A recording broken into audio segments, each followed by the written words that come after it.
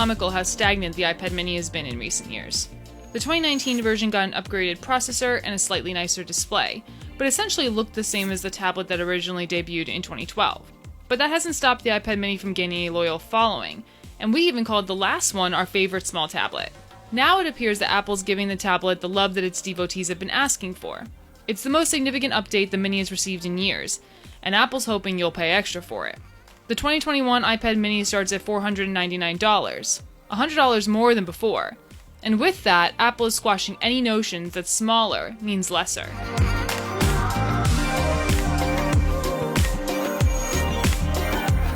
Many people, myself included, were happy to see the iPad mini's facelift.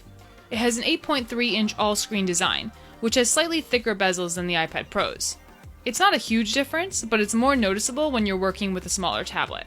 Also, the previous iPad mini had a 7.9-inch display, so you're not getting a ton of extra screen real estate on the new model. That said, I found the bezels to be just the right size. They helped me get a better grip on the mini when I was using it as an e-reader, and I can only assume that many others will do the same. The thicker bezels also made it easy for me to watch YouTube videos while carrying the mini around my apartment. I never accidentally paused the video because the bezels gave me enough room to hold the device. Overall, I felt like I had a small version of the iPad Air the entire time I was using the mini. The designs are very similar. The iPad mini now has flat edges with a Touch ID capable power button and volume adjusters at the top, and a USB-C port at the bottom. Touch ID remains unchanged, although it may take you a tad longer to set up because of how narrow the button is. And it's exciting that Apple finally brought USB-C to yet another iPad, because it makes charging more efficient, and it also continues to feed us poor saps who yearn for a USB-C iPhone sometime in our lifetimes. Plus, the new design allows the second-generation Apple Pencil to neatly and magnetically stick to the right edge of the tablet. The iPad mini has new front and rear cameras, and for once, the front setup is more interesting. The 12-megapixel ultra-wide camera supports Center Stage, the feature that automatically pans and zooms to keep you in frame during video calls. Whenever I used FaceTime, I could move around my admittedly small kitchen, and the mini's camera followed me so my family could always see most of my face. There's a limit, of course. The camera followed me until I stepped out of its field of view. The updated 12-megapixel wide rear camera is also better than that on the previous mini, but I wouldn't consider it a huge selling point. We've all seen tablet photographers in the wild, but since the cameras on our phones are much more capable than those on tablets, most people will turn to the smallest screens in their pockets when they need to snap a photo. I may not have been taking a ton of photos with the iPad mini, but I used it for almost everything else that I would normally use my iPhone for. The A15 Bionic chip inside makes the mini feel zippy, and it handled everything I threw at it well. I spent most of the time watching YouTube and Netflix videos, answering messages in Gmail and Slack, taking notes in Evernote, saving wedding inspo on Pinterest, browsing cookbooks in the Kindle app, and doodling in Procreate and GoodNotes. The mini smoothly ran games like Temple Run 2, Crossy Road, and High Rise as well, even if my attempts at beating those games were anything but. The iPad mini comes in 64GB and 256GB models, and which you choose could affect the tablet's long-term performance.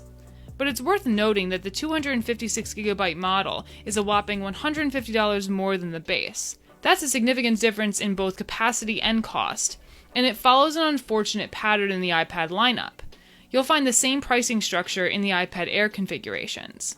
The previous iPad mini had the same minimum storage capacity, so we didn't even get an upgrade here, and that's a shame. I'd hesitate to recommend the 64GB model to anyone that wants to use their iPad mini as a digital folder for documents, photos, books, scans, and more. You may also need more storage if you're a big Apple Pencil user. Your works of art or handwritten notes and scribbles will eat up space. The previous iPad mini supported the first-gen stylus, but this year's works with the newer model, which snapped onto the side of the mini and lined up almost perfectly. Using the Apple Pencil on a smaller tablet is a similar yet more constrained experience than on the iPad Pro. But that's not a bad thing. I actually think the iPad mini excels at being a digital notebook. It's portable enough to come with you everywhere you go, and it's much easier to balance on your palm while you jot down notes during a walking meeting. And Apple's new Quick Notes feature in iPadOS 15 is handy too. It opens a small window on the screen into which you can scribble a quick grocery list or a reminder. Serious artists will probably want to spring for an iPad with a larger screen because it gives you more space to play with, both in regular and split views. But those who are visual thinkers, those who prefer to sketch out their thoughts, will probably find the mini's screen to be sufficient. One thing that hasn't changed about the iPad mini is its estimated battery life. Apple estimates about 10 hours of runtime this year, just like the last model, and again, that's a bit of a lowball. Even though I was using the device a lot, I only had to charge it about every other day. The mini lasted an entire afternoon and evening filled with doodling, video streaming, emailing, light gaming, and more, and I was able to use it most of the next day before the battery life dropped to around 10%. The iPad mini's spec sheet has changed quite a bit, but the appeal of the tablet remains the same. It looks and feels different thanks to the redesign and a handful of new features. Still, the iPad mini remains one of Apple's most niche devices, but niche doesn't mean less than.